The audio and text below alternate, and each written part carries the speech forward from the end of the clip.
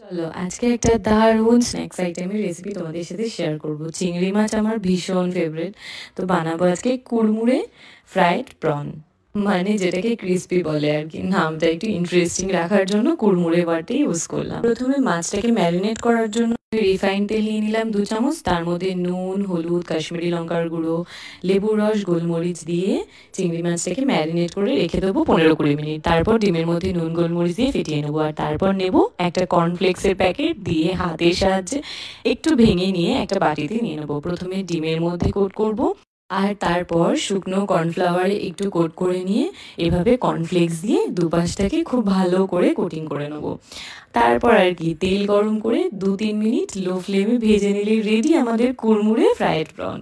এটা কিন্তু বর্ষাকালে বা এমনি দিনেও সন্ধেবেলা কফির সাথে জাস্ট জমে যাবে। আমি যেহেতু চিংড়ি মাছ পোকা, তো আমার তো এটা দারুণ লাগে। তোমাদের কেমন লাগলে সহজ রেসিপিটা অবশ্যই জানিও। বাই।